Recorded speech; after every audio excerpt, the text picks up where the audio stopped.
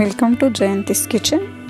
ನಾನಿವತ್ತು ಚಳಿಗೆ ಹೊಂದುವಂತಹ ಬಿಸಿ ಬಿಸಿ ಚಿಕನ್ ರಸ ಮಾಡ್ತಾಯಿದ್ದೀನಿ. ಹೇಗೆ ಮಾಡೋದು ಅಂತ ನೋಡೋಣ.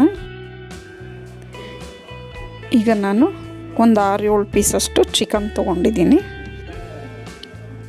ಈಗ ಒಂದು ಮಿಕ್ಸಿ ಜಾರ್ ತೊಗೊಂಡು ಅದಕ್ಕೆ ಒಂದು 2 ಹಸಿಮೆಣ್ಸಿನ್ಕಾಯಿ ಸೇರಿಸ್ಕೊತಾ ಇದ್ದೀನಿ. ಇದಂತೂ ತುಂಬಾ ರುಚಿಯಾಗಿರುತ್ತೆ ಮತ್ತು ನೆಗಡಿ ಆದಾಗ ಆರಾಮಾಗಿ ಮಾಡ್ಕೊಂಡು ಕುಡಿಬೋದು. ಇದು ಒಂದು ಬೆಳ್ಳುಳ್ಳಿ ಸೇರಿಸ್ಕೊತಾ ಇದ್ದೀನಿ ಬಿಡಿಸಿ, ಮತ್ತು ಜೀರಿಗೆ ಒಂದು ಅರ್ಧ ಟೇಬಲ್ ಸ್ಪೂನಷ್ಟು ಸೇರಿಸ್ಕೊತಾ ಇದ್ದೀನಿ. ಮೆಣಸು ಒಂದು ಅರ್ಧ ಟೇಬಲ್ ಸ್ಪೂನ್ ಸೇರಿಸ್ಕೊತಾ ಇದ್ದೀನಿ. 1-2 ಟೊಮೊಟೊ ಸೇರಿಸ್ಕೊತಾ ಇದ್ದೀನಿ ಚಿಕ್ಕದಾಗಿರೋದು. ಈಗ ಕೊತ್ತಂಬರಿ ಸೊಪ್ಪು ಒಂದು ಸ್ವಲ್ಪ ಹಾಕ್ಕೊತಾ ಇದ್ದೀನಿ. ಈಗ ಇದನ್ನು ರುಬ್ಕೊಂಬರೋಣ.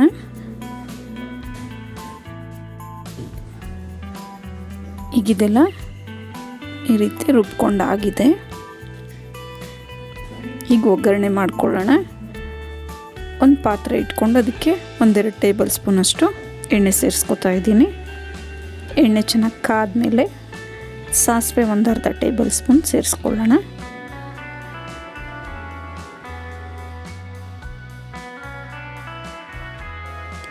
ಈಗ ಕರಿಬೇವು 1 ಟೇಬಲ್ ಸ್ಪೂನಷ್ಟು ಸೇರಿಸ್ಕೊತಾ ಇದ್ದೀನಿ. ಚಿಕನ್ ಪೀಸ್ನ ನೀಟಾಗಿ ತೊಳೆದು ಸೇರಿಸ್ಕೊತಾ ಇದ್ದೀನಿ. ಇದಂತೂ ತುಂಬಾ ಚೆನ್ನಾಗಿರುತ್ತೆ ಈ ಸೂಪು. ನೆಗಡಿ ಆದಾಗ, ಕೋಲ್ಡ್ ಆದಾಗ ಮಕ್ಕಳಿಗೆ ಮಾಡಿಕೊಡೋದ್ರಿಂದ ನೆಗಡಿ ಕಡಿಮೆ ಆಗುತ್ತೆ. ಈಗ ಇದನ್ನು ಎಣ್ಣೆಯಲ್ಲೇ ಒಂದು ಸ್ವಲ್ಪ ಫ್ರೈ ಮಾಡ್ಕೋಬೇಕು. ಈಗ ಫ್ರೈ ಮಾಡ್ಕೊಂಡಾಗಿದೆ. ಈಗ ಇದಕ್ಕೆ ನಾವು ರುಬ್ಬಿಟ್ಕೊಂಡಿರೋಂಥ ಮಿಶ್ರಣನ ಸೇರಿಸ್ಕೊಳ್ಳೋಣ. ನೀರನ್ನು ಅಷ್ಟೇ ಒಂದು ಸ್ವಲ್ಪ ರಸ ಅಂದಮೇಲೆ ತೆಳ್ಳಗೆ ಇರಬೇಕು. ಒಂದು ಸ್ವಲ್ಪ ತೆಳ್ಳಗಿರೋ ಥರನೇ ನೀರನ್ನ ಜಾಸ್ತಿನೇ ಸೇರಿಸ್ಕೋಬೇಕು.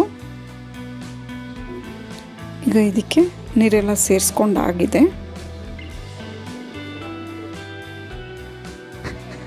ಈಗ ರುಚಿಗೆ ತಕ್ಕಷ್ಟು ಉಪ್ಪು ಸೇರಿಸ್ಕೊಳ್ಳೋಣ.